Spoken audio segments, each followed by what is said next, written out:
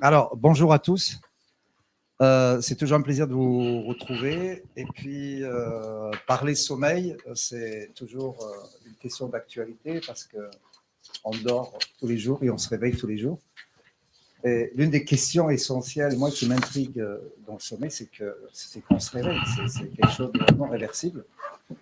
Mais c'est quelque chose d'utile aussi, il faut le rappeler, par rapport à notre société actuelle qui a l'air un peu de négliger. Et c'est pour ça que ces dernières années, c'est vrai qu'on en perd. On a perdu au moins 1 heure de sommeil. Et je ne sais pas si c'est vraiment bien pour notre état de santé et pour l'état de bien-être. Et c'est pour ça que je parle comme quoi c'est un facteur de santé et c'est un facteur justement de bien-être. Je pense qu'on n'a plus besoin de le prouver. Maintenant, pour au fait revenir sur des questions de sommeil très très simples, c'est un plaisir. Il occupe le tiers de notre existence. C'est le gardien de nos rêves par rapport à des questions philosophiques et qui sont réelles en plus parce que c'est quand même un sujet intriguant. Et c'est un besoin parce qu'on récupère et c'est grâce à ça qu'on récupère et qu'on peut être en forme la journée suivante. Préparation des programmes du lendemain, le cerveau et le sommeil qui est constitué, c'est une véritable machine, c'est un vrai logiciel qui nous permet un peu de filtrer pas mal d'informations reçues dans une journée, d'en sélectionner certaines uniquement et de faire supprimer d'autres pour que ça ne soit pas encombré. Et c'est vrai que lorsqu'on dit avoir les idées claires, c'est aussi jouir d'un bon sommeil qui a permis un peu de mettre de l'ordre. Et c'est vrai que pour nous aussi, les gens qui viennent nous voir parfois comme ça, donc là pour faire une psychothérapie ou un travail psychologique, l'un des objectifs les plus importants, c'est de remettre les idées en place ou bien de faire du rangement. Et pour faire ce rangement dans la tête, c'est vrai qu'il faut quand même une bonne nuit de sommeil. C'est une fonction complexe aussi qui contient la veille et la possibilité de réveil. C'est ce que je vous disais et c'est extraordinairement réversible. Et ce n'est qu'une partie de l'internance de la veille et de sommeil. C'est vrai que c'est quelque chose qui est organisé sur 24 heures, il faut bien le comprendre. Parce que quand on parle sommeil, quand on se spécialise sur le sommeil, c'est aussi être spécialisé dans la veille parce que les deux entités, elles sont intimement liées. On ne peut pas aborder le sommeil à lui seul, de demander aux personnes est-ce qu'elles ont bien dormi. Si on ne s'intéresse pas à leur veille, est-ce qu'elles étaient en forme le restant de journée ou pas? C'est vrai que ça serait vraiment incohérent. Et c'est pour ça que quelqu'un qui dort mal, on ne doit pas répondre uniquement par des somnifères pour qu'il puisse dormir absolument, parce que ça peut être un signal alerte. Il y a quelque chose qui ne va pas, qu'il faut aller chercher, de voir un peu où est justement le malaise. C'est aussi une récupération, refaire des forces et surtout fabriquer des protéines. Ça, c'est extrêmement important. C'est une fonction qu'on vient justement de savoir aussi, c'est que les cycles, c'est-à-dire ce qu'il faut savoir sur le sommeil, c'est que tout se passe toutes les 2 semaines. Pourquoi 2 semaines? Parce que c'est le temps qu'il faut, d'un point de vue de certains neuromédiateurs, pour se reconstruire et se renouveler. À titre d'exemple, quand on fait, par exemple, on donne un médicament pour le sommeil, quelqu'un qui a vraiment un trouble du sommeil, il faut se donner 2 semaines pour qu'il y ait vraiment une récupération. Les premiers jours, il y a une sorte d'amélioration quantitative, mais 2 semaines pour avoir une amélioration qualitative à cause ou grâce à cette synthèse un peu de protéines qui est essentielle. D'ailleurs, quand on soigne quelqu'un aussi pour une dépression, on a pas mal de médicaments qui agissent au bout de 2 semaines pour avoir la pleine efficacité à cause de cette chronobiologie aussi, parce qu'on sait que maintenant, on est régulé par une vraie, au fait, chronobiologie. Dormir, c'est préparer les choses, valider, programmer. C'est quelque chose qui sont ici, mais pas trop. Parce que c'est vrai qu'il ne faut pas avoir l'obsession justement d'avoir peur de dormir parce qu'il y a beaucoup qui n'arrivent pas à trouver le sommeil parce qu'ils y pensent depuis le matin, je vais encore mal dormir, ou dès l'approche de la nuit, ils vont se mettre à penser. C'est quelque chose qui doit se faire très spontanément et d'une façon bien paisible. C'est aussi rêver, c'est le terrain des rêves. Et ce côté rêve, c'est très très important parce que c'est ce qui nous permet un peu une certaine inventivité, une certaine créativité, presque, je dirais, une vie fantasmatique quelque part, et qui peut être régie par l'inconscient et qui est une partie extrêmement importante. C'est vrai que le rêve, ça peut traduire aussi l'activité mentale, de voir un peu inconsciemment comment on fonctionne, quels sont les soucis qui sont dans le registre inconscient et qui peuvent se traduire par des rêves. Dormir, c'est important parce que c'est un marqueur de santé. l'un des paramètres extrêmement importants de la qualité de vie. Le sommeil, c'est quand même fragile. Il y a de nombreux motifs de désordre et les pathologies aggravant les troubles du sommeil. Il n'y a pas une pathologie, qu'elle soit une maladie chronique somatique ou des troubles psychiques, dont le symptôme ne touche pas le sommeil. Et c'est pour ça, finalement, la pleine de sommeil est un symptôme sentinelle, c'est un symptôme alarme, c'est une sorte d'alerte comme s'il y a quelque chose. Il ne faut pas s'en inquiéter, bien évidemment, parce que ça peut passer assez rapidement, mais c'est vrai que quand ça dure, là, c'est que ça peut marquer qu'il y a vraiment quelque chose. C'est aussi revenir à un rythme vital, sachant que le rythme, on est régi par des rythmes, c'est un train de sommeil, c'est des cycles du sommeil. On a une heure biologique qui qualifie de 90 minutes, 1h30 pour tous les cycles. Et puis, ça respecte vraiment cette notion de cyclicité, donc une notion neurobiologique aussi qui est bien connue maintenant.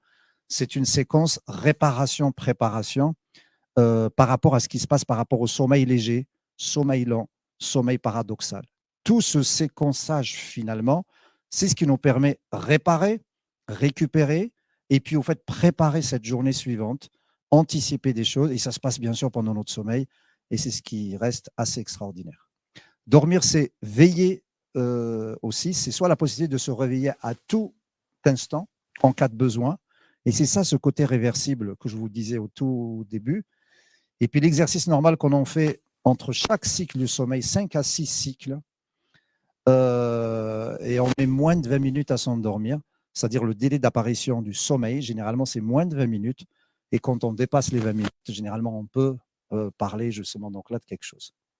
Avant peut-être de parler du mal dormir, et alors du coup j'ai oublié de vous demander de vous présenter, parce qu'on a commencé à discuter de façon informelle dans la salle. Ah, j'étais pressé de commencer, je pensais.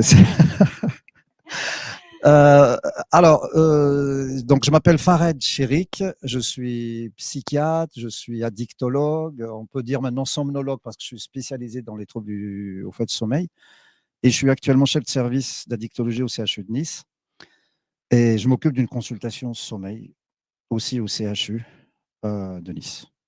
Alors déjà une première question sur le bien dormir, une question d'une personne à distance, est-ce que la cohérence cardiaque peut-elle vraiment aider à bien dormir? Tout à fait. L'idée, c'est ce que je disais d'un point de vue de cette préparation. Quand on se met en préparation, ça veut dire on essaye de se relaxer au maximum. C'est comment apprendre le lâcher-prise. Et la technique de la cohérence cardiaque nous permet justement d'arriver à une relaxation. Donc, c'est tout à fait possible. C'est l'une des techniques parmi tant d'autres pour arriver à cette relaxation, pour laisser le sommeil prendre. Merci beaucoup. Alors du coup, j'interviens pour les questions.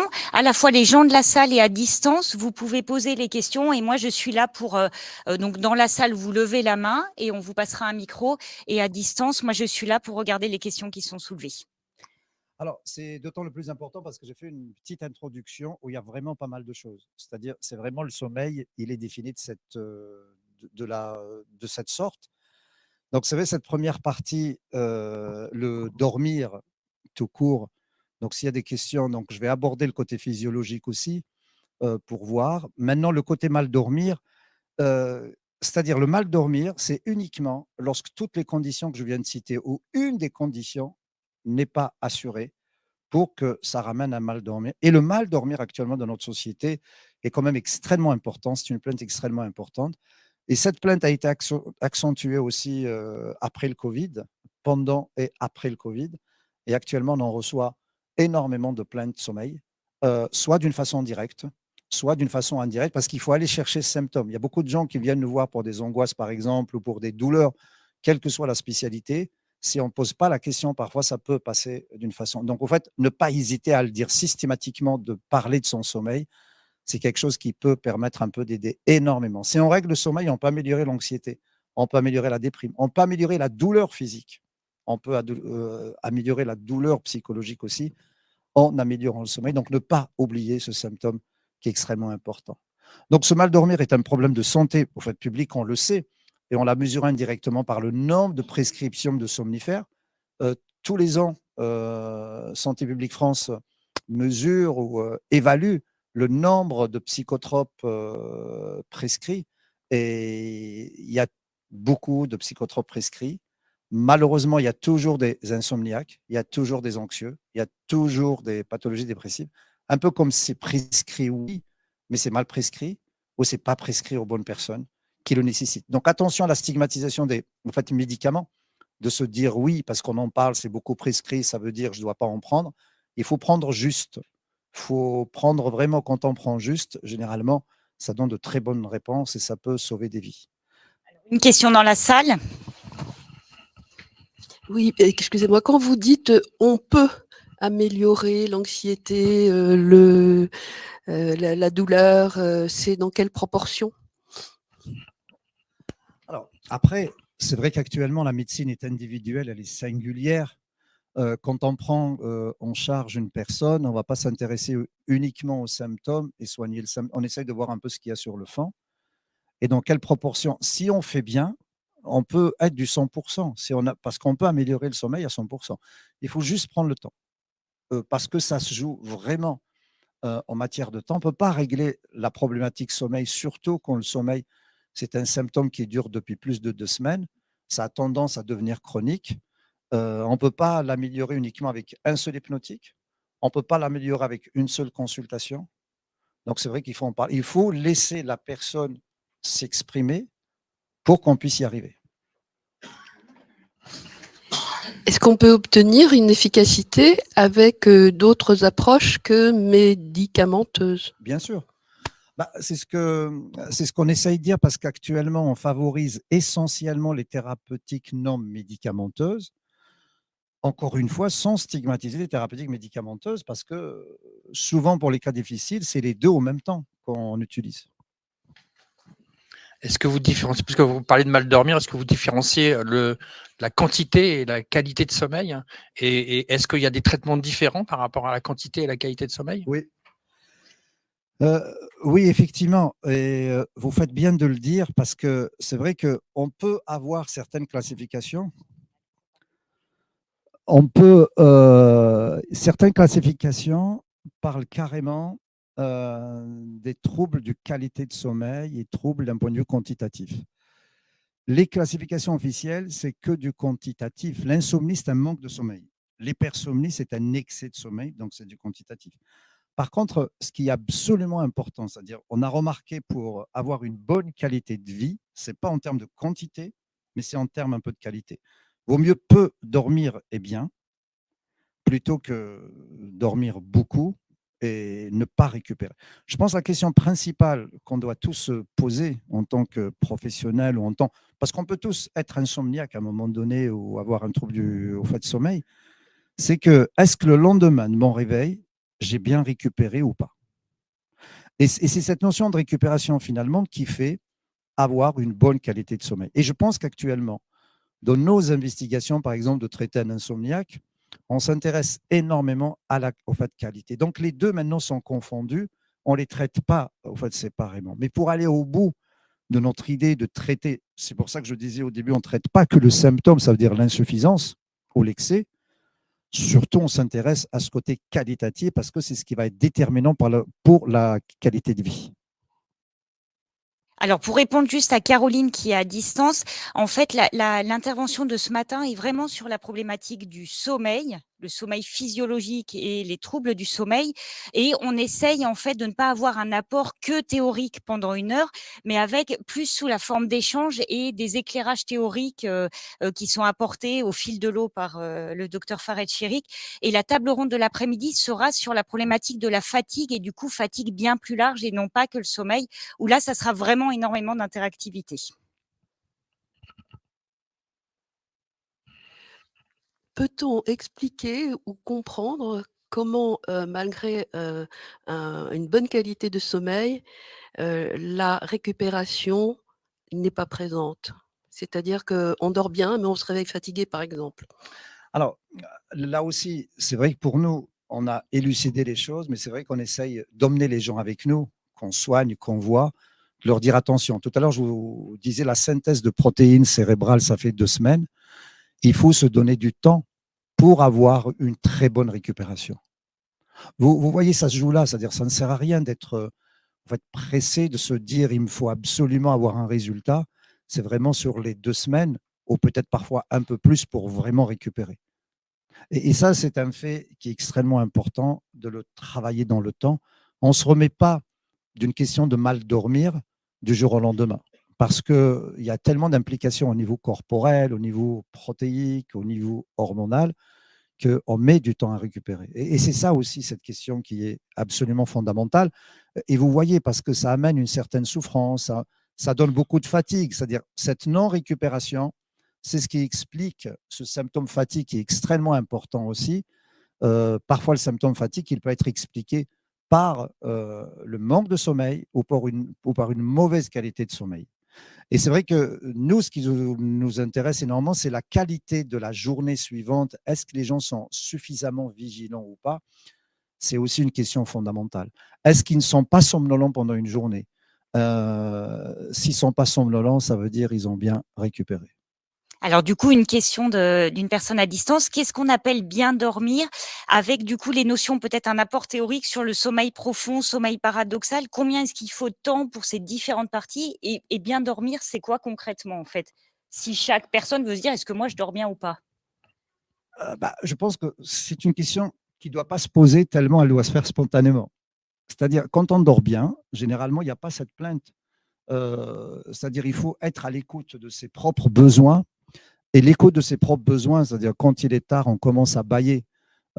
Chacun a ses besoins de sommeil. C'est-à-dire, on ne peut pas déterminer ses 8 heures de sommeil, par exemple, et dormir moins de 8 heures, c'est insuffisant. On a tous des besoins différents.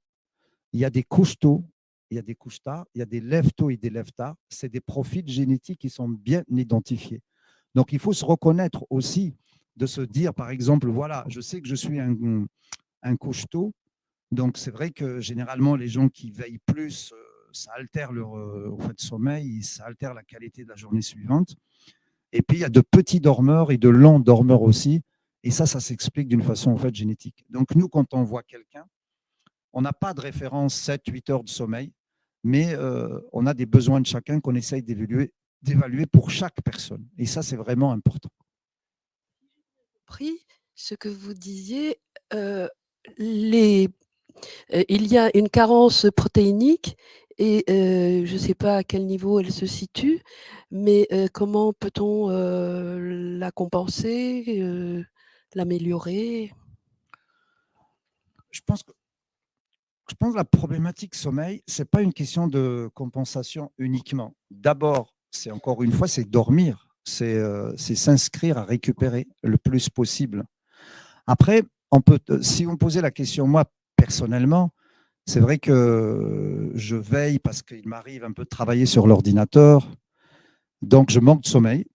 Et dans la journée, je peux même dormir n'importe où à cause de ma dette de sommeil. Je suis en dette de sommeil et on se doit de récupérer, mais on ne peut jamais tout récupérer.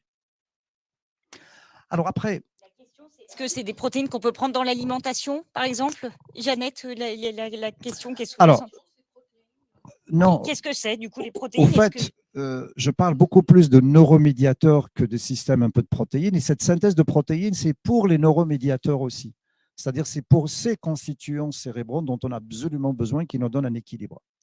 Par contre, c'est vrai qu'on peut toujours évoquer une question maintenant qui est d'actualité de recherche, c'est la notion de complément alimentaire de certains nutriments ou de la micronutrition qui peut améliorer un état de santé ou un état un peu de bien-être.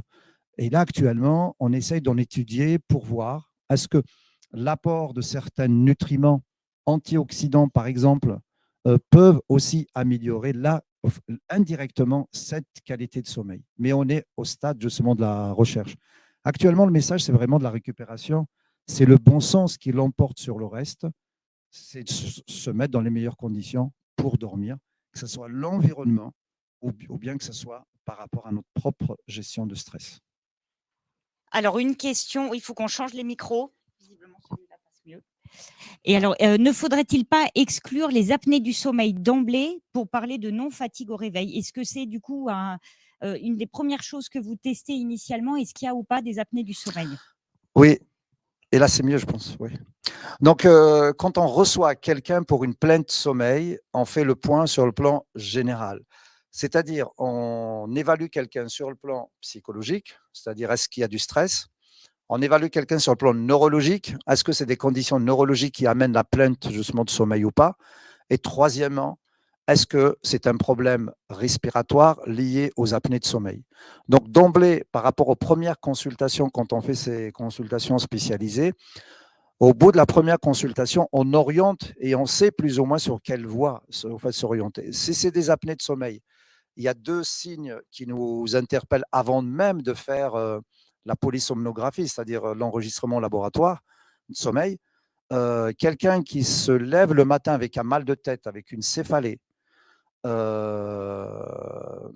c'est un signe qu'il peut y avoir un problème d'apnée de sommeil. Parce que le problème d'apnée de sommeil, s'il n'y a pas le conjoint qui peut témoigner de pauses respiratoires nocturnes, il peut y avoir des ronflements, mais les ronflements ne sont pas au fait suffisants.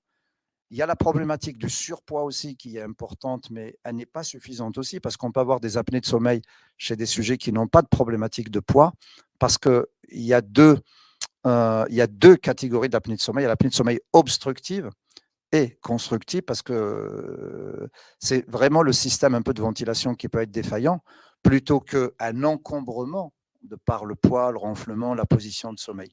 Donc oui, la question d'apnée de sommeil, elle est systématiquement investiguée pour qu'on ne passe pas à côté.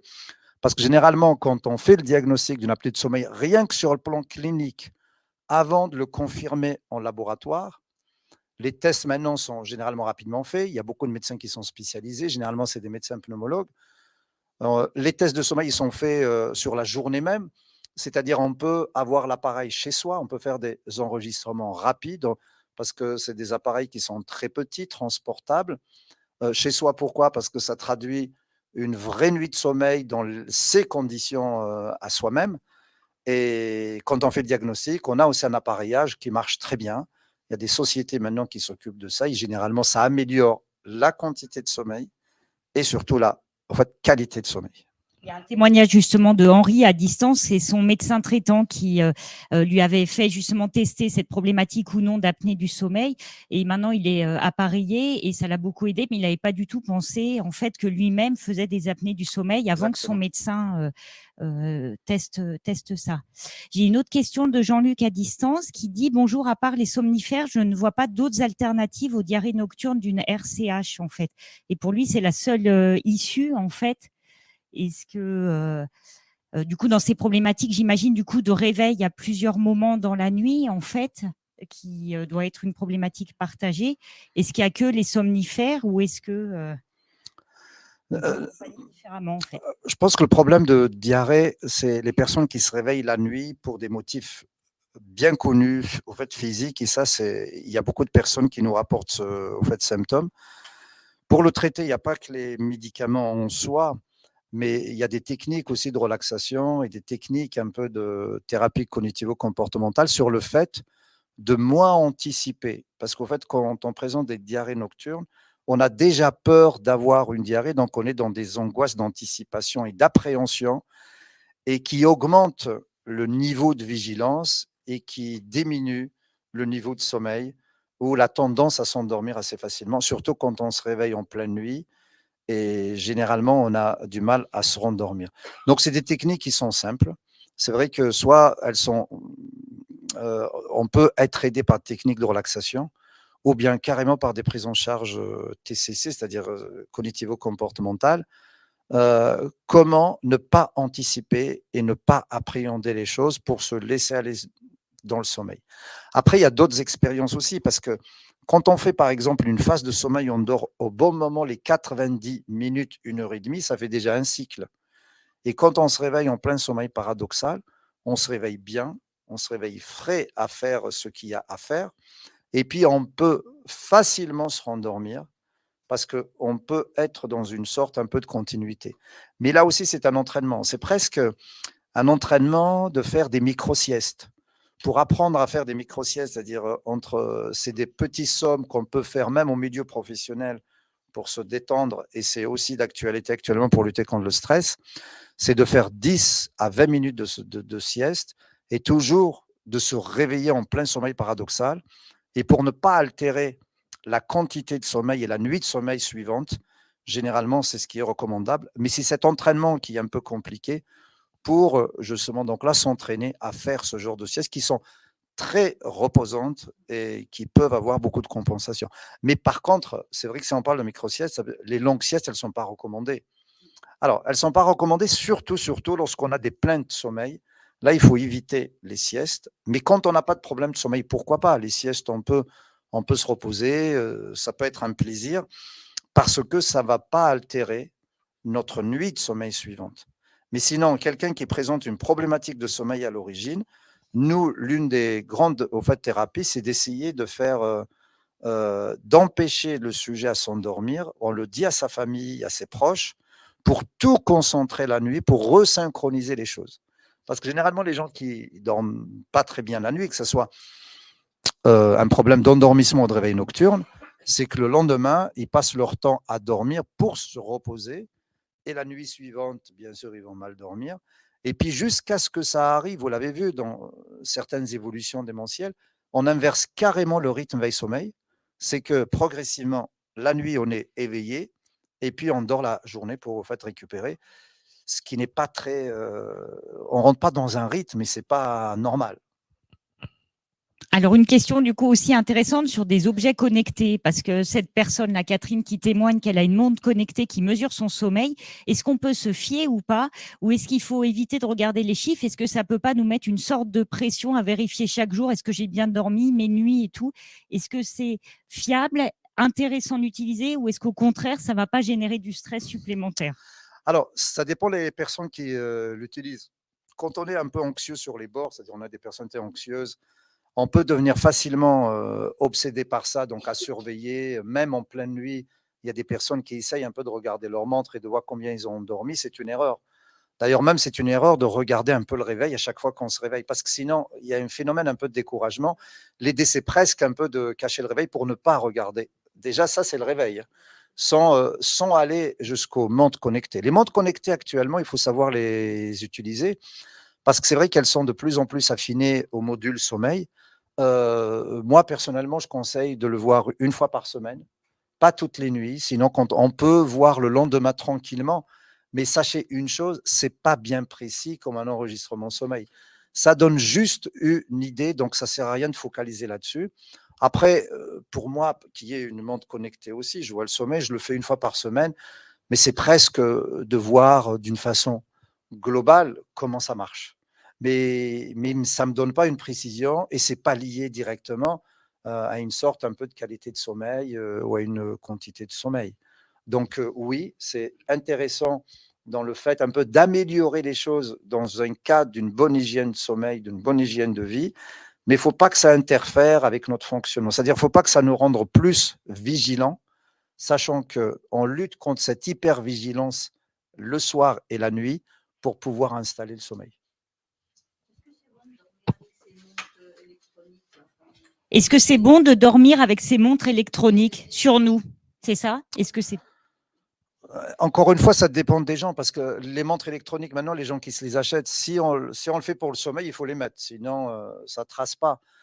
C'est vrai que parfois, nous-mêmes, on les utilise en conseil de le voir parce que ça nous donne le nombre d'activités, c'est-à-dire l'activité physique. Et je pense les montres connectées maintenant, ou ce qu'on faisait déjà avant dans la recherche au niveau sommeil, on appelle ces appareils les actimètres, c'est de mesurer la distance parcourue dans une journée qu'on peut corréler au sommeil. Donc là, c'est intéressant dans la journée d'avoir l'activité physique, le nombre de pas, mais c'est vrai que pour la nuit, je pense que la meilleure façon, c'est de les enlever pour que ça ne soit pas stimulant. Voilà, ça, c'est mon point de vue. Et moi, personnellement, je l'enlève aussi parce que je la mets le lendemain. Là, c'était plus pour partager une expérience non médicamenteuse d'une guérison de l'insomnie, enfin la mienne, il y a une vingtaine d'années. En fait, j'étais insomniaque et j'ai rencontré l'avion était en retard et j'ai rencontré un neurologue spécialiste du sommeil et il m'a expliqué pendant 1 heure ce qu'il fallait savoir sur le sommeil. Il m'a conseillé un livre et donc avec les explications du neurologue, avec un livre pédagogique sur le sommeil, j'ai plus du tout eu d'insomnie. Et donc Le livre, c'était quoi? alors je me suis quelque chose. Ah, oh, ça. Non, mais je sais pas si c'était important. Je sais pas si c'était important. Je crois pas que le livre en lui-même était important, mais c'était le fait d'avoir des connaissances sur le sommeil et l'insomnie. Je crois que ça peut être à lui seul le traitement de l'insomnie. Voilà, c'est ça que je voulais ramener. Alors, donc je voulais dire d'où l'intérêt de cette conférence. Tout à fait. Mais c'est vraiment le côté pédagogique des choses. C'est de la prévention. Si on s'applique un peu les choses, ça peut amener de très bons résultats aussi. C'est tout à fait vrai. Pour continuer sur... Comme ça, c'est bon. Plus proche. Pour continuer sur les aspects pédagogiques, par rapport à la micro-sieste, Salvador Dali avait coutume de faire une micro-sieste en tenant une cuillère dans sa main pour pas forcément dépasser les 10 minutes. Et du coup, lorsque la cuillère tombait, ça signifiait qu'il y avait un relâchement musculaire et ça le réveillait et ensuite il se remettait au travail.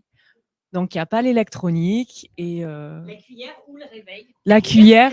Non, mais c'est vrai. La cuillère, c'est peut-être plus doux qu'un réveil. Il y a beaucoup, effectivement, qui ont ce genre de recettes qui marchent. Parce que le fait un peu de relâcher quelque chose, c'est vraiment le signal et ça nous réveille. Et ça fait partie de cet entraînement progressif. Parce que ça, c'est vraiment, ça marche en plus. Parce que moi, j'ai fait du sport, je l'ai essayé. Et puis, c'est vrai qu'on a fait des expériences extrêmes sur des navigateurs ici au laboratoire de Nice il y a quelques années, sur les navigateurs qui faisaient l'Atlantique à l'envers. Et les meilleurs, c'est-à-dire les champions ou ceux qui sont arrivés en tous les cas, ils disent tous, c'est vrai qu'il faut quand même une bonne machine, c'est-à-dire un très bon bateau. Mais ce qui fait la différence pour toutes les traversées Figaro, la Côte du Rhum et tout le reste, c'est le sommeil, c'est la gestion du sommeil. Les navigateurs qui gèrent le sommeil le mieux, ce sont ceux qui arrivent le plus. Bien sûr, il faut aussi un super bateau, mais ça se joue sur le sommeil. Alors, le sommeil, après, quand on a évalué, pour arriver à cet entraînement, l'un des facteurs les plus importants, c'est d'être motivé. C'est quand on veut. Et là, c'est vrai qu'il y avait une motivation extraordinaire parce que c'était presque de sport extrême. Mais c'est des choses qui nous intéressent parce que c'était des choses, on s'est questionné pour les appliquer à la vraie vie de tout un chacun, sans qu'on soit navigateur, sans qu'on soit sportif. Et ça marche aussi, mais à condition d'être motivé, de multiplier le nombre de séances pour avoir justement cette maîtrise de micro-sieste. Mais qu'on peut s'appliquer beaucoup.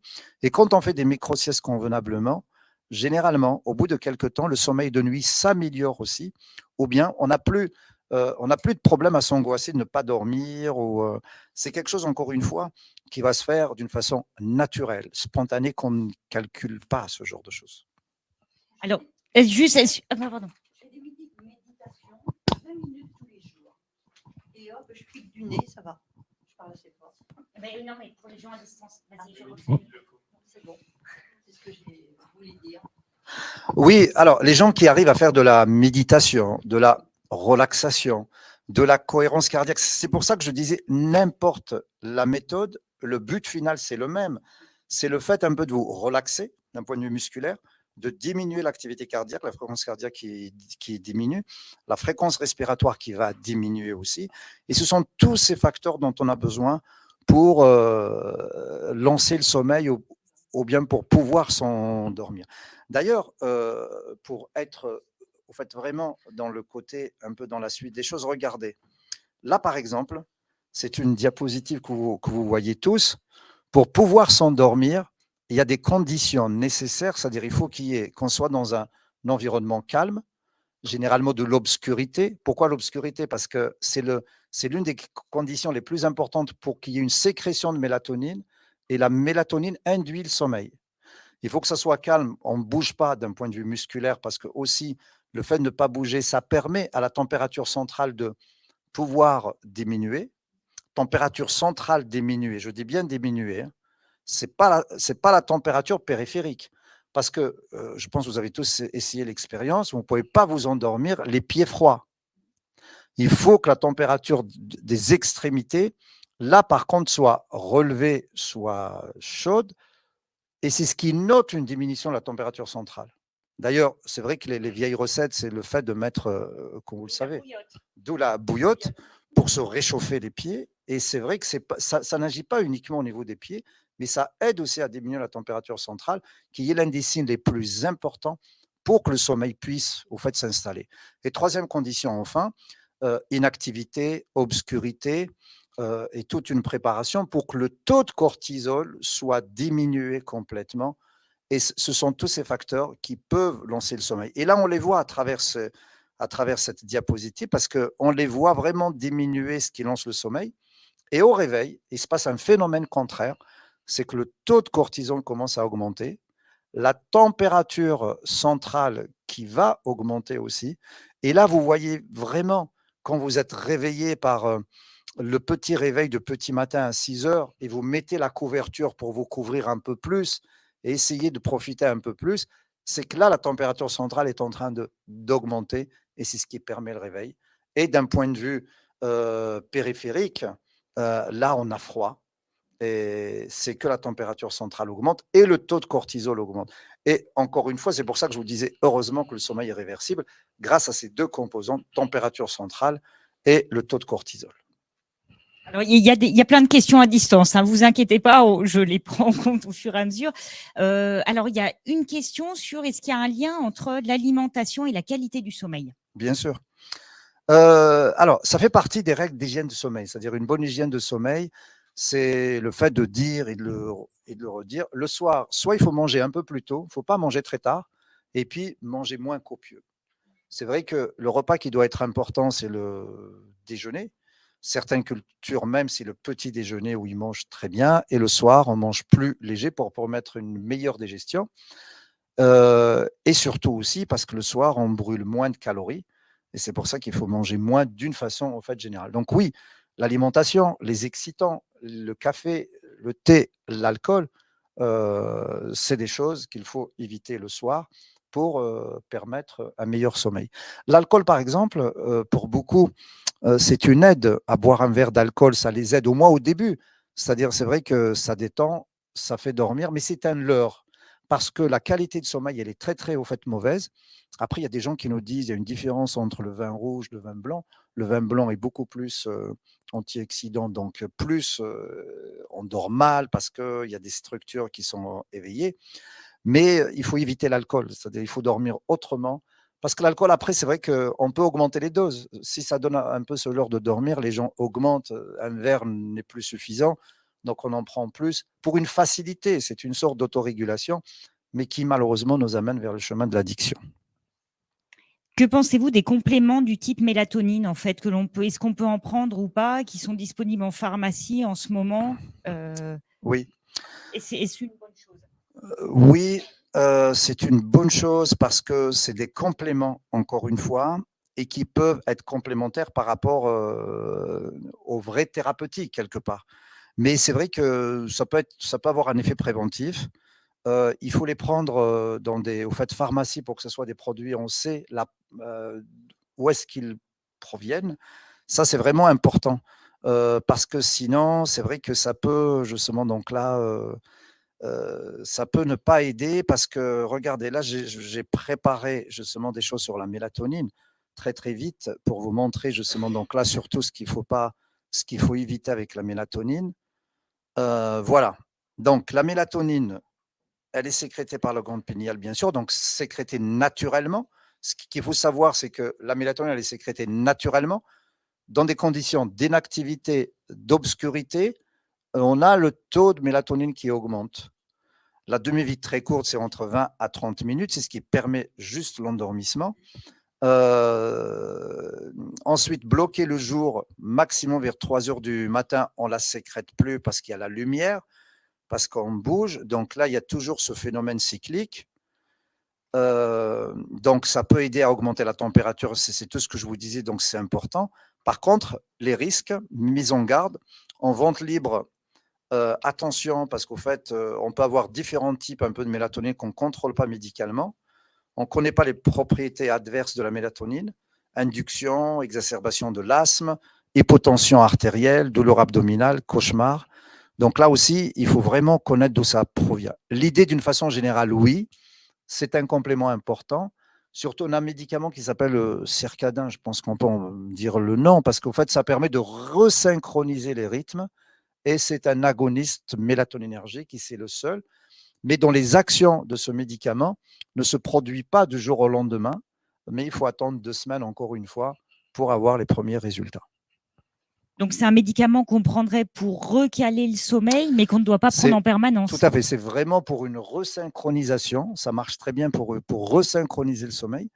D'ailleurs, c'est vrai que si on posait cette question vraiment dans le champ médical strict, l'une des indications qui est connue de la mélatonine, c'est juste pour le jet lag, c'est-à-dire quand on voyage, il y a un décalage horaire, ça peut aider à se remettre en phase assez rapidement. Voilà la seule indication.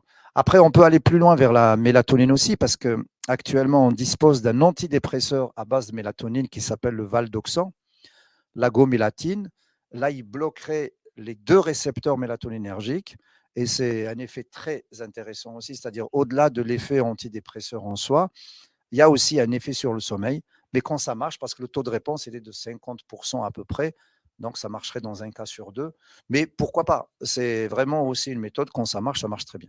Alors, Mireille, à distance, dit que la mélatonine est déconseillée aux patients Mickey. Est-ce que vous savez pourquoi? Ou est-ce que... Non, je pense que c'est par rapport aux effets vasoconstricteurs, comme on vient, voilà, cette diapo montre exacerbation de l'asthme, de l'hypotension artérielle, donc ça doit être lié à toute une vascularisation au fait intestinale, et ça peut créer ces constrictions, et c'est ce qui est déconseillé, je pense. Alors Mireille, si vous êtes là à la table ronde sur la fatigue de 13h15 à 15h15, il y aura un gastro-entérologue, vous pourrez éventuellement reposer la question. Exactement. Alors, autre que mélatonine, des questions sur les tisanes et autres avec base de CBD. Pourquoi pas? Alors, on n'a pas un argumentaire médical, encore une fois, mais pour moi, ça ne me gêne pas d'en parler, parce que c'est des compléments. C'est des vraiment compléments, et si ça marche, je pense que moi, tout ce qui peut marcher pour aider, et c'est plus ou moins en fait naturel, c'est bien. Moi, je conseille toujours aux personnes de faire attention de la provenance du CBD pour que ce soit vraiment des choses claires, nettes, et surtout avec le taux de THC qui ne soit pas supérieur à 0,2%, qui est le taux autorisé. Parce que les meilleurs CBD qui marchent, il y a des bonnes qualités, certes, mais après, il faut faire attention au taux de THC qui soit vraiment respecté.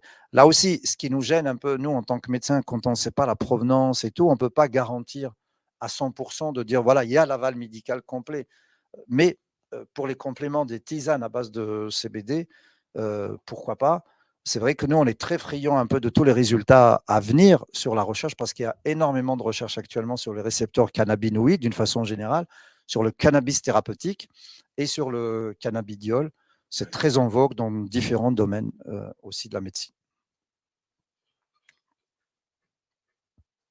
Vous me dites s'il y a des questions dans la salle, sinon je continue à lire. Alors, il y avait quand même, ça a été a priori noté par pas mal de personnes. Il faut quand même prendre en compte, vous dites que les micro-siestes sont nettement mieux que des siestes plus longues, mais j'ai une personne qui témoigne, il faut prendre en compte que la maladie utilise et pompe énormément notre énergie, et les siestes, même longues, peuvent être nécessaires autant aussi quand on est vraiment épuisé, notamment en période de poussée. Même si c'est pas optimal quand on est vraiment complètement à plat. C'est vrai. Si c'est des périodes de poussée, c'est-à-dire aiguës, tout ce qui peut nous aider à nous reposer, c'est très bien. Si on peut faire des siestes spontanées sans aucune médication, ça peut être très bien. Mais encore une fois, c'est pendant un certain temps uniquement pour bien récupérer. Si maintenant, votre sieste n'altère pas votre sommeil de nuit, c'est-à-dire vous dormez bien la nuit et vous continuez par des siestes, pourquoi pas aussi pendant une période d'1 à 2 semaines, ça ne pose pas de problème. Mais ce que je conseille, c'est que généralement, dès que ça va mieux, dès qu'on récupère d'un point de vue au fait physique, si on peut se resynchroniser pour que ça ne soit pas vraiment une habitude, voilà, c'est bien de faire des micro-siestes plutôt que des siestes entières. Pourquoi? Parce qu'il faut se remettre un peu, parce qu'on est des êtres diurnes. C'est pas comme certains animaux qui vivent la nuit. Nous, c'est vraiment la journée, parce que le fait un peu de profiter de cette lumière, de cet ensoleillement, c'est extrêmement important pour un tas de fonctions au niveau de notre organisme. Est-ce qu'il est possible de rappeler les rythmes du sommeil? Parce que vous en parliez indirectement tout à l'heure dans les siestes, justement, dans les micro-siestes, etc. Et donc, Oui. ça a toute son importance au niveau du sommeil, c'est ça de... Exactement. D'accord. En fait, les rythmes du sommeil, voilà, c'est que ce que je voulais dire, comme ça, je vais vous les représenter de cette façon-là. Donc voilà, je vais faire un défilé de diapos rapidement pour répondre à cette question-là, et en même temps, ça vous permet d'avoir vraiment une image. Et je pense que c'est mieux d'avoir une certaine image ou certaines symboliques. Les stades du sommeil, c'est le train du sommeil. Là, vous voyez qu'on commence à s'endormir. Ensuite, c'est le sommeil lent. On peut commencer par très léger, léger, profond, très, très profond. Donc là, les deux avant-derniers wagons, c'est le sommeil lent, sommeil léger. Et là, c'est le sommeil paradoxal. Et on va voir un peu comment ça se juxtapose d'un point de vue. Alors, ce qui est obtenu maintenant pour répondre aussi à cette question, pour voir les phases, ça, c'est l'enregistrement sommeil fait avec une polysomnographie. C'est des électrodes qu'on met aux différents niveaux, d'une façon, en fait, symétrie pour avoir l'activité cérébrale, l'activité électrique cérébrale, qu'on va gérer par la mesure des ondes, et c'est l'intensité ou la longueur des ondes qui va nous dire si c'est un sommeil lent, profond ou bien même paradoxal. Et on peut faire une certaine différence. Là, vous voyez, par exemple, ça, c'est le G, l'électroencéphalogramme. Là, c'est une activité rapide de ces ondes, ça veut dire que c'est du sommeil lent. Là, il est toujours réveillé et après, il s'installe progressivement dans le sommeil. Et quand on commence à dormir, les ondes, elles deviennent de plus en plus lentes. Voilà, ça, c'est le sommeil. On commence dans le sommeil, ça, c'est le sommeil léger. On commence à rentrer dans le sommeil profond. Là, c'est certainement du stade 3. Là, c'est du stade 4. Et puis, on se remet à une autre phase qui est pratiquement plate, où c'est presque on est réveillé, mais même si on dort, on peut parler ici d'un sommeil paradoxal avant la réapparition d'autres stades. Ça, c'est uniquement quand on s'amuse. Avant, quand on faisait uniquement sur l'électroencéphalogramme, on avait des piles de papier de l'enregistrement de la nuit, sachant qu'une page, elle représente 20 secondes. Alors, imaginez 7 à 8 heures de sommeil, alors que maintenant, avec les techniques informatiques, c'est vrai qu'on est arrivé à synthétiser. Ce que je veux dire avant de continuer sur l'électroencéphalogramme, c'est qu'on peut avoir l'activité musculaire. Là, vous voyez que l'activité musculaire, elle est importante, ça veut dire il y a toujours une activité, ça veut dire qu'il ne dort pas profondément. On commence à rentrer dans le sommeil profond lorsque l'activité musculaire est moindre. Et c'est quand même paradoxal, c'est pour ça qu'on appelle le sommeil paradoxal, parce que l'activité musculaire, elle commence à être importante, même si l'activité cérébrale plate, mais je vais vous le montrer sur un autre graphe pour bien comprendre ce que c'est qu'exactement le sommeil paradoxal. Donc là, on voit l'éveil, ce qui est quand même, regardez justement le tracé au fait cérébral. Là, on est réveillé, donc ça fonctionne beaucoup. Le sommeil lent, donc c'est moindre que au fait l'éveil. On commence à s'endormir, donc l'activité électrique ralentit. Et pendant le sommeil lent, on dirait qu'elle est plate. Le cerveau, pendant le sommeil paradoxal, l'activité cérébrale, elle est presque plate. Alors, ce qui est paradoxal, c'est que si on la juxtapose avec l'activité musculaire, donc l'activité cérébrale plate, l'activité musculaire qui augmente pendant le sommeil paradoxal, et c'est ce qu'on appelle le côté paradoxal, c'est que musculairement, il y a une sorte d'un réveil avec une activité électrique pratiquement plate. Et c'est ce qui fait un peu… Par contre, on a quand même quelque chose qui bouge, c'est le mouvement des yeux. Parce que le mouvement des yeux pendant le sommeil paradoxal, c'est l'autre indicateur qui est extrêmement important. On a le mouvement des yeux qui bouge énormément. Pendant longtemps, on a cru que ce mouvement des yeux pendant le sommeil paradoxal était lié au rêve. C'est le fait un peu de visualiser des scènes. Donc, c'est vrai que la plupart de nos rêves sont pendant le sommeil paradoxal. Mais maintenant, on sait que le rêve, ce n'est pas uniquement pendant le sommeil paradoxal, qu'on peut aussi rêver pendant le sommeil long. Et ça, c'est une donnée qui est extrêmement importante, dont on ne connaissait pas il y a très, très longtemps et qu'on connaît maintenant.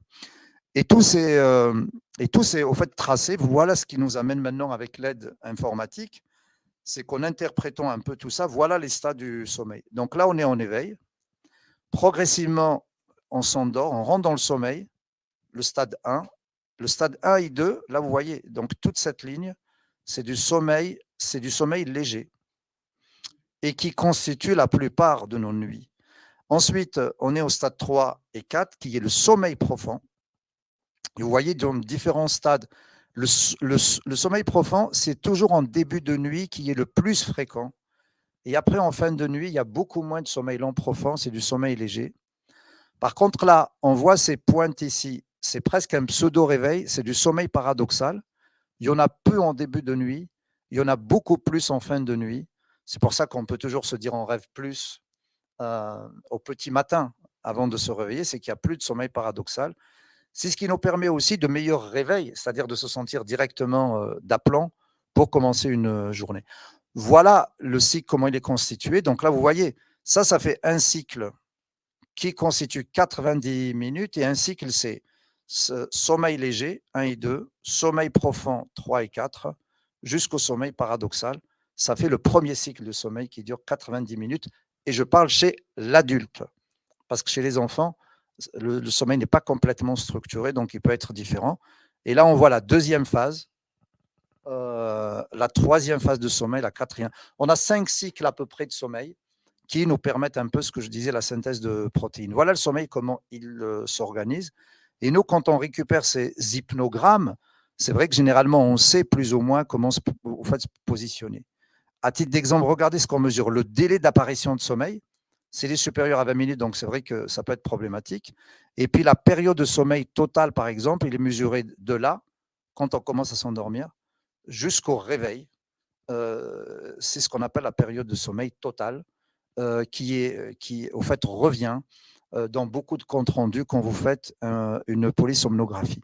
Voilà en termes clairs aussi pour mettre d'une autre façon, pour le visualiser d'une façon beaucoup plus pédagogique. Voilà comment est constitué un hypnogramme du sujet adulte sain, c'est-à-dire qui dort au fait normalement. On voit ici, la seule différence ici, c'est que le sommeil paradoxal, on l'a mis là, et c'est ce qui est en rouge. Donc c'est tout ce que je vous disais, il n'y a plus de sommeil paradoxal en fin de nuit, plus de sommeil lent en début de nuit, et voilà, moindre après. Caroline qui vous interpelle à distance, pourquoi est-ce que les micro-siestes, elles peuvent vous aider alors que les cycles de sommeil dont vous parlez ne peuvent pas être respectés, les 90 minutes dont vous parlez, vu la durée de ces siestes très courtes? Comment ça se fait que c'est mieux en fait? Alors, comment ça se fait? C'est que quand on fait une micro-sieste, on ne rentre pas dans c'est-à-dire, on rentre pas dans cette explication parce qu'on n'est pas sur un rythme de 90 minutes, on ne fait pas un cycle. Les gens qui font par exemple des siestes longues, si on fait un cycle de sommeil pendant la journée, ça peut altérer notre sommeil de nuit parce qu'on a enclenché un cycle. L'idée, c'est surtout pas de faire un cycle du sommeil avec toutes ces phases. L'idée d'une sieste courte qu'on a essayé d'enregistrer, on n'a pas toutes ces phases. Généralement, on reste sur le sommeil léger, stade 1, stade 2 maximum, et puis après, on est directement réveillé en plein sommeil paradoxal. En fait, voilà. Donc, par contre, il ne faut surtout pas faire du sommeil lent. Après, des gens, oui, qui traversent une période aiguë de maladie, de récupération, qui ont subi une importante opération et tout, c'est vrai qu'on peut les laisser faire les siestes comme la question précédente, en vue de récupérer pendant quelques temps, mais dès qu'on récupère, il faut quand même se remettre au cycle normal.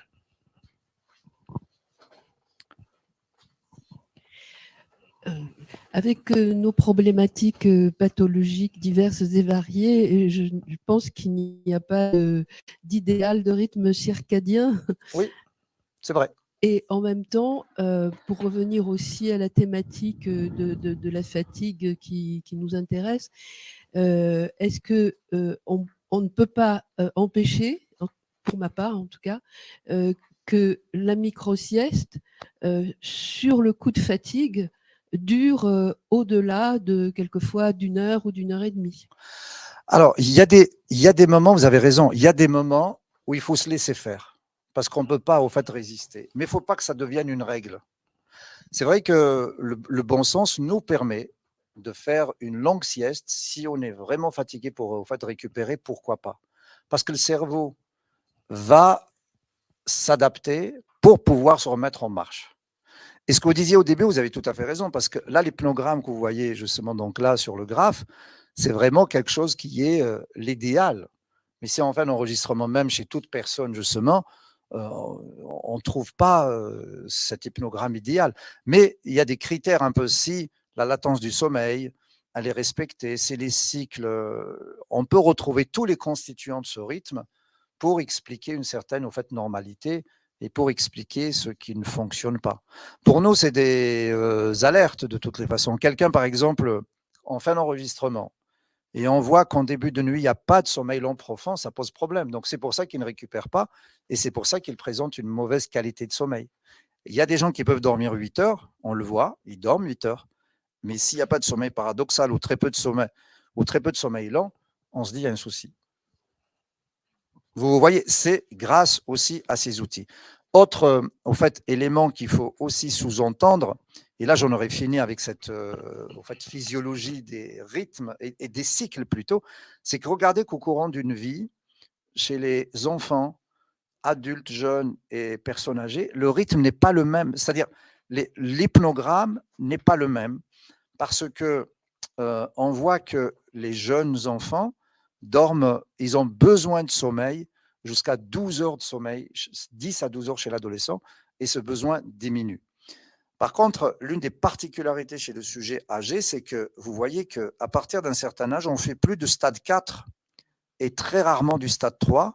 Et c'est pour ça que le sujet âgé a besoin de récupération, parce que déjà le sommeil en lui-même, il est altéré d'une façon physiologique, d'où le besoin de récupération et de le besoin aussi d'une très bonne qualité de vie de sommeil pour ne pas rentrer dans des problématiques justement de sommeil chez une personne âgée.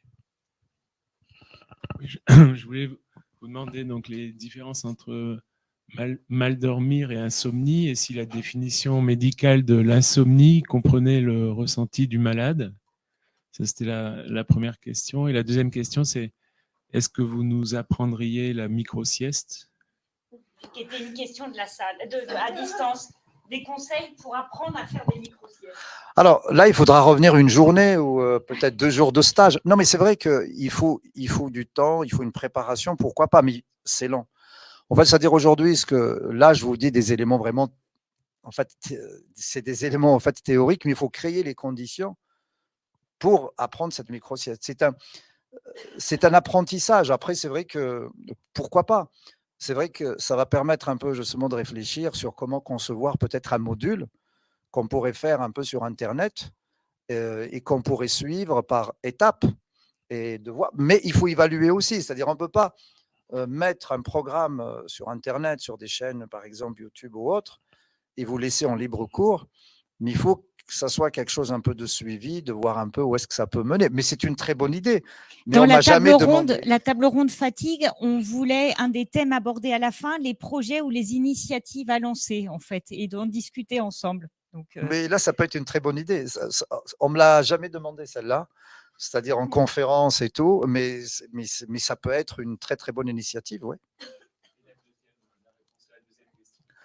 La deuxième question, oui, dans les classifications, oui. Je pense actuellement, dans la plupart des définitions, il y a toujours l'élément de subjectivité. Et quand on tient compte de la subjectivité, c'est le discours et la perception du au fait, patient en lui-même. Sachant que parfois on a un trouble, l'insomnie, c'est vrai que c'est le patient qui nous le dit, si j'ai bien dormi ou pas. Nous, on ne le sait pas parce qu'on n'est pas avec lui. Donc c'est subjectif, c'est son point de vue. Voilà. Mais on a aussi un autre trouble, quand on fait l'enregistrement, on ne le trouve pas, c'est des gens qui se disent « j'ai pas dormi de la nuit » ou « je dors très peu ». J'ai pas fermé les yeux de la nuit pendant 2 semaines. Et nous, on se dit, mais comment il a pu faire? Et quand on fait un enregistrement sommeil, on trouve qu'il dort. Il y a des stades de sommeil et tout. Donc, c'est un trouble de perception de sommeil. Et parfois, c'est vrai qu'on met le temps pour lui montrer l'enregistrement et tout, pour le remettre, te dire c'est une impression. Effectivement, le fait de se réveiller plusieurs fois, donc c'est quelqu'un qui va se dire, j'ai pas dormi de la nuit. Donc là, forcément, on tient compte de cette subjectivité, donc de la perception du sujet dans les définitions actuelles. Pour en revenir au début, est-il remarqué que le réveil de 3 heures du matin est en rapport avec un trouble hépatique, vrai ou faux? Alors, pour moi, c'est difficile de répondre et de mettre qu'il est en rapport avec un problème hépatique, Je pense après, je crois savoir qu'il y a des éléments de la médecine chinoise qui peuvent apporter de telles explications énergétiques. Mais moi, ce que je peux dire d'un point de vue sommeil, d'un point de vue des rythmes, c'est vrai, 3 heures du matin est une période critique. Est une période critique pour la plupart, mais qui correspond beaucoup plus à un changement de stade. Parce que là, on est le plus vulnérable, et ça a été mesuré par des cardiologues au niveau de notre vulnérabilité cardiaque intra-sommeil. Les périodes les plus vulnérables, c'est les changements de stade au fait de sommeil. Quand on passe au sommeil long profond au stade paradoxal au stade léger, c'est là où on est le plus vulnérable d'un point de vue cardiaque. Et c'est là où on peut se réveiller aussi. On a beaucoup plus de réveil. Voilà ce que je peux dire sur cette question. Mais c'est vrai qu'on aimerait comprendre davantage, mais faire le lien d'un point de vue hépatique, là, je laisse mes collègues qui ont peut-être des connaissances de la médecine chinoise, qui sont des hypothèses, pourquoi pas, et qui peuvent aussi, justement, donc là, dire ce genre de choses. Oui. Du coup, les réveils nocturnes pour X raisons, tout à l'heure on parlait pour les Mickey, mais pour X raisons, selon le stade dans lequel on est, peut être plus ou moins problématique à l'endormissement ou le fait qu'on ait cassé les réveils stade. Nocturnes. Oui, les réveils nocturnes. Ça, il y a beaucoup de témoignages dans que je ne relis pas forcément, mais sur ces problématiques de réveil nocturne. En gros, il faut quand même qu'on reprécise les choses. On est là pour ça, et j'espère que les gens aussi qui écoutent de loin, c'est un message extrêmement important. C'est que le problème d'insomnie, c'est pas uniquement un problème de l'endormissement. Et ça, c'est vraiment un message que je délivre souvent à mes collègues médecins. C'est pas uniquement, faut jamais oublier, il faut poser 2 questions. Est-ce que vous avez du mal à vous endormir? Ou est-ce que vous vous réveillez pendant la nuit? Ou est-ce que c'est les 2? Parce que ce ne sont pas vraiment les mêmes troubles. Quelqu'un qui a du mal à s'endormir, c'est qu'il y a certainement une note de stress, d'anxiété, c'est qu'il n'arrive pas à se déconnecter, la tête tourne toujours, et c'est pour ça qu'il aura du mal à placer le sommeil. Mais quelqu'un qui se réveille la nuit, brusquement, les yeux gros ouverts, hyper au fait réveillé, et du mal à s'endormir, là aussi, ça peut avoir une autre explication. Et nous, ce dont on sait, en tous les cas, ça ne se traite pas de la même façon. Les gens qui se réveillent la nuit, c'est vrai qu'on a tendance à donner autre chose quand on est dans la série de médicaments. Et quand on donne un peu des médicaments à base de sérotonine, donc antidépresseurs à l'origine ou des traitements de fond de l'anxiété, ça marche beaucoup mieux que des anxiolytiques ou des hypnotiques. Ça ne sert à rien de donner un hypnotique à quelqu'un qui se réveille la nuit. C'est vrai, un hypnotique sert juste pour induire le sommeil, sans plus. Sachant que tous les hypnotiques qu'on a à disposition qui sont commercialisés, ça dure 3 à 4 heures, ils s'éliminent pendant la nuit. Après, il n'y en a plus. Donc, en fait, c'est juste pour induire le sommeil. Alors que si maintenant, il y a un problème de réveil nocturne assez fréquent, assez récurrent, c'est qu'il faut chercher autre chose. Et généralement, même des gens… Moi, c'est vrai que ça, c'est une question qui est un peu compliquée parce que les gens qui se retrouvent avec un traitement antidépresseur, ils disent « Mais docteur, je ne suis pas déprimé, pourquoi on m'a donné ?» Mais c'est qu'il faut qu'on l'explique nous aussi, sachant que ce genre de traitement, on les donne même à des anxiétés chroniques, à des personnes qui présentent un état d'anxiété généralisé qui est bien connu maintenant, dont le traitement, c'est le même que les antidépresseurs, qui marche bien comme traitement de fond. Et c'est beaucoup mieux que donner des benzodiazépines, c'est-à-dire des anxiolytiques, où il y a énormément de dépendance, des troubles de la vigilance et tout le reste. Donc, c'est des traitements qu'on donne pendant peu de temps. Et les traitements à base de sérotonine, c'est vrai qu'on a tendance à les maintenir dans le temps parce que ce n'est pas toxique, il n'y a pas de dépendance, il n'y a pas des troubles cognitifs avec. Et c'est ce qui permet d'avoir les meilleurs résultats avant de les diminuer, arrêter. Alors, comme j'étais en train de dire en même temps, ce sont parce que c'était une des questions, peut-on prendre des hypnotiques au long cours sans danger ou non? Alors, si on revient aux règles de bonne prescription, c'est qu'il ne faut pas prendre des hypnotiques au long cours. Mais malheureusement, je dirais dans la vraie vie, il y a beaucoup qui sont rassurés d'avoir ce genre de traitement et ça devient une sorte de dépendance psychologique.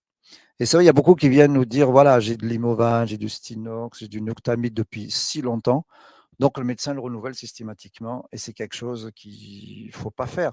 Mais avec une bonne éducation, une bonne pédagogie, de bonnes informations, comme vous le disiez, c'est des choses qu'il faut apprendre très tôt pour ne pas avoir ce genre de prescription qui dure des années. parce que moi, il y a des gens qui viennent me voir pour une prescription de Temesta, par exemple, une vieille benzodiazépine que parfois je ne peux pas arrêter, parce que si on l'arrête, ça amène un sevrage et qui peut perturber énormément. Donc parfois, il faut toujours évaluer entre les bénéfices et les risques. Parfois, j'ai tendance à laisser plutôt que diminuer pour ne pas causer d'autres soucis. Donc là, vous voyez, maintenant, c'est des questions, je pense qu'on connaît plus vis-à-vis de différents moyens de l'accès aux informations médicales.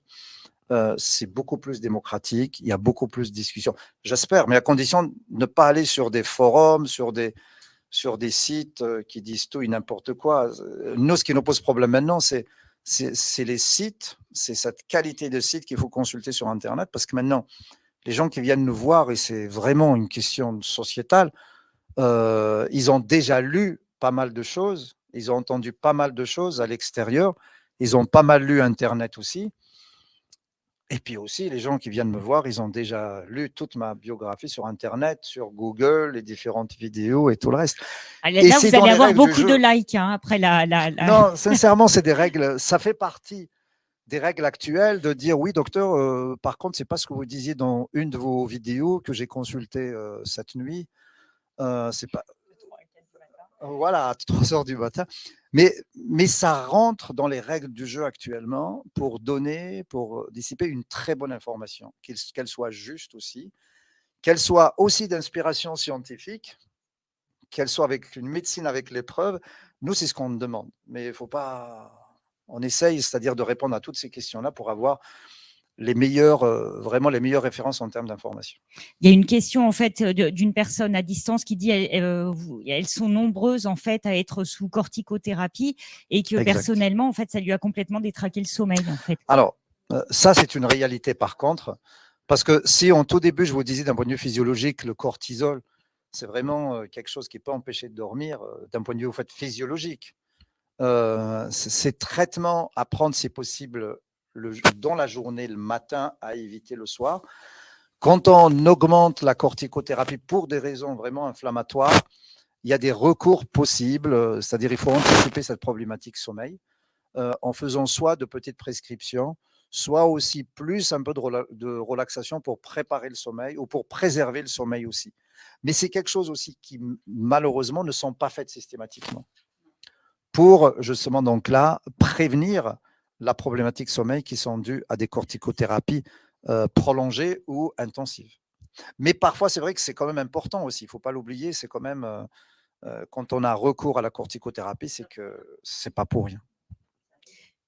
Je reviens juste un peu en arrière pour répondre à la question qui a été posée sur l'encombrement hépatique. J'ai récemment entendu l'interview d'un médecin gastro parisien qui déconseillait de faire des repas des dîners trop tardifs parce que dans le processus de la digestion, le foie était vers les 3-4 heures du matin interpellé par ce processus et qu'il était justement susceptible de déranger et de réveiller. Alors, je ne sais pas ce que vous en pensez.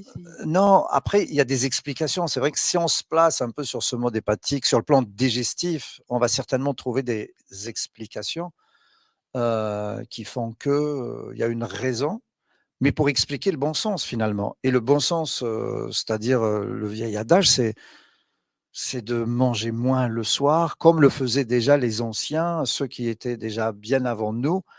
C'était des règles un peu qui étaient bien au fait connues. Nous, je pense que l'apport de preuves scientifiques, elles ne font qu'apporter des preuves scientifiquement, des choses qui sont connues d'avant et qui étaient inscrites dans de bonnes hygiènes de sommeil. Une question sur la luminothérapie. Est-ce que ça a été testé pour améliorer ou pas le sommeil?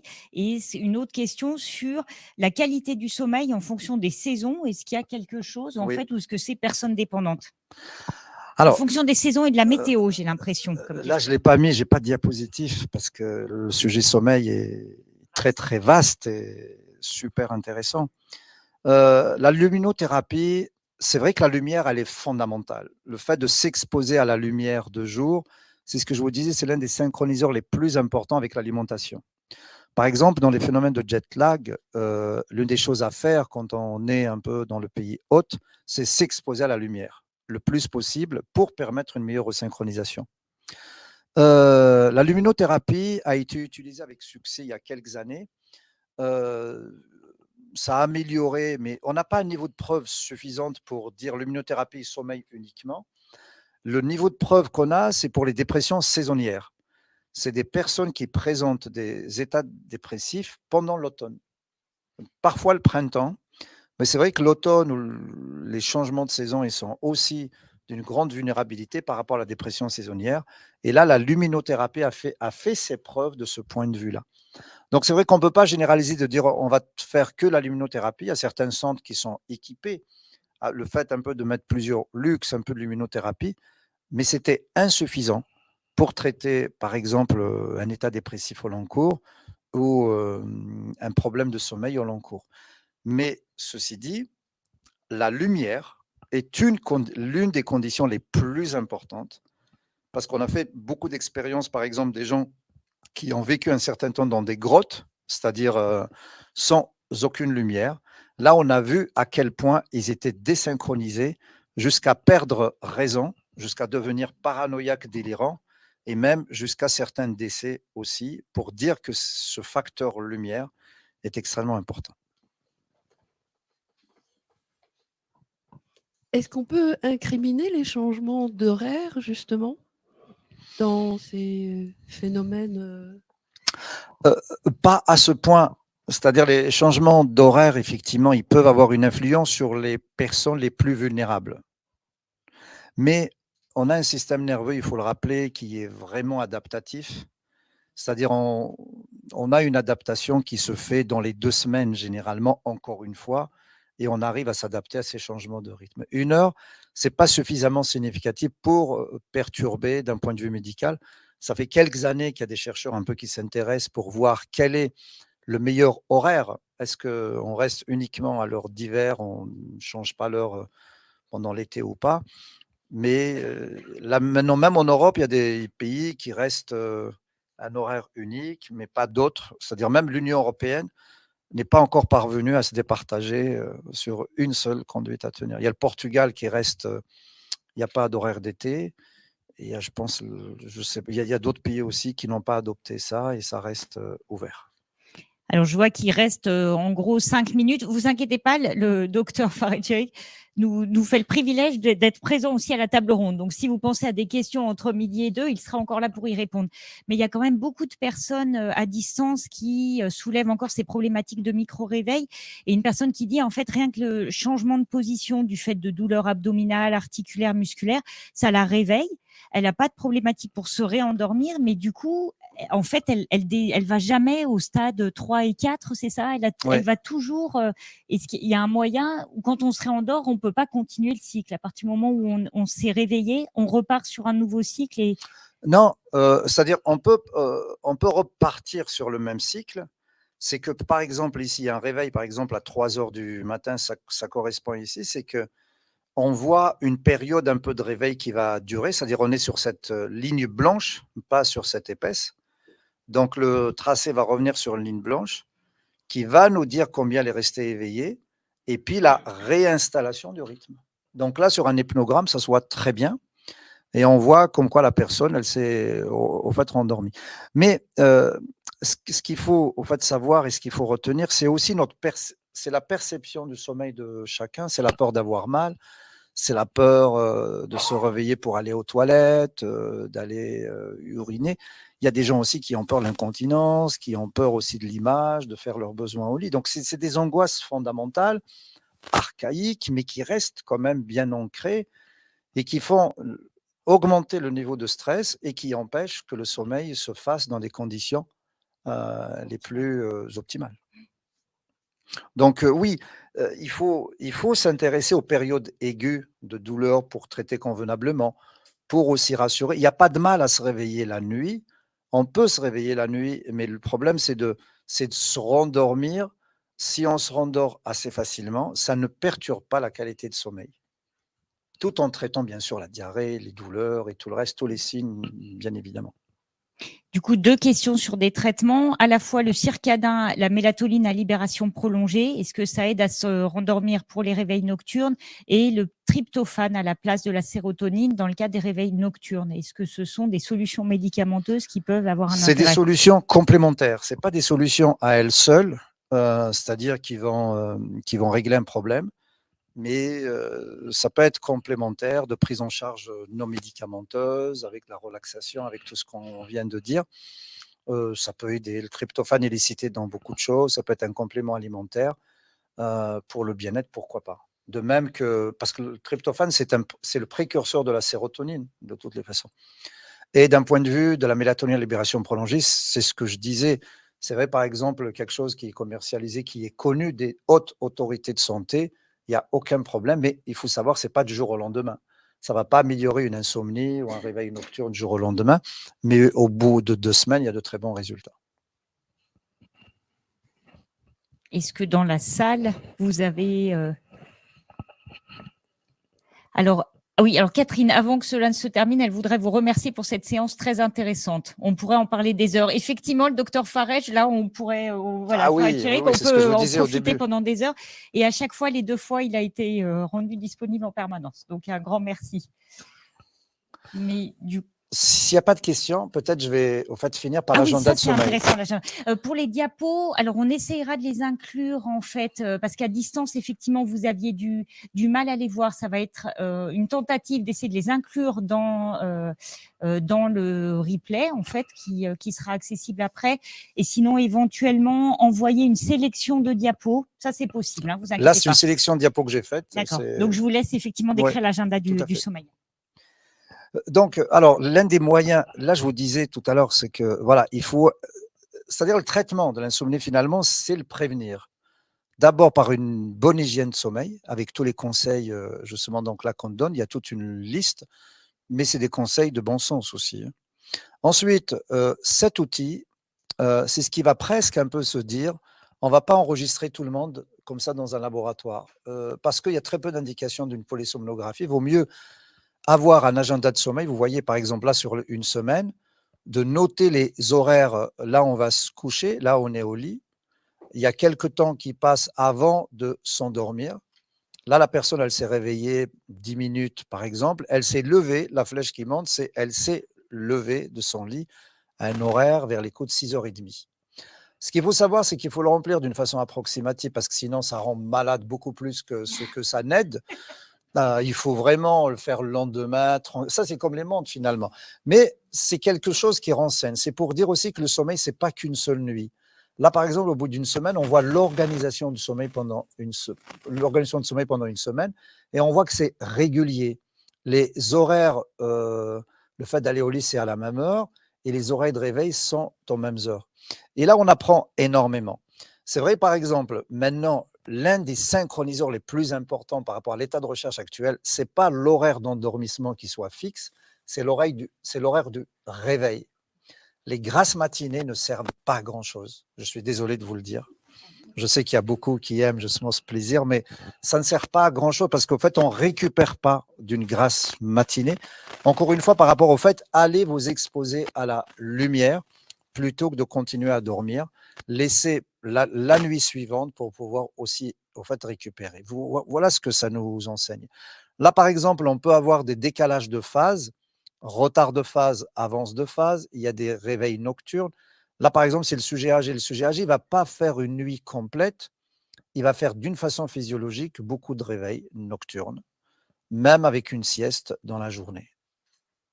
Voilà comment est organisé le sommeil par rapport à l'âge, par exemple. C'est ce qu'on va voir facilement dans un agenda de sommeil. Là aussi, on peut avoir difficulté d'endormissement, les éveils nocturnes. Ça, c'est l'insomnie du petit au fait matin. C'est quelqu'un qui se réveille à 3 heures du matin qui n'arrive pas à s'endormir. 6 heures, il se lève. Là aussi, les conseils, si vous êtes réveillé, ne restez pas énormément de temps au lit. Levez-vous, prenez un verre d'eau, mais n'allumez pas la télé, ne lisez pas un livre passionnant pour retrouver le sommeil. Là, c'est des retards de phase, avance de phase. Donc là, vous voyez que finalement, l'agenda de sommeil nous aide énormément. Nous, ce qui nous aide aussi, c'est le fait d'avoir des agendas sur 2 semaines, sur un mois. On suit vraiment cette pertinence d'une resynchronisation ou pas. Et pour justement finir, il y a l'une des thérapies les plus importantes, c'est le contrôle stimulus. C'est le fait de donner des consignes à des personnes avec, donc ça c'est une technique qui n'est pas médicamenteuse, d'essayer de s'endormir aux mêmes heures et surtout de se réveiller aux mêmes heures.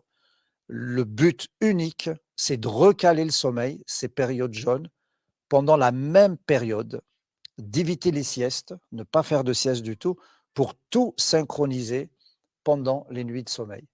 Et là, on fait des cycles de 2 semaines et ça donne de très bons résultats.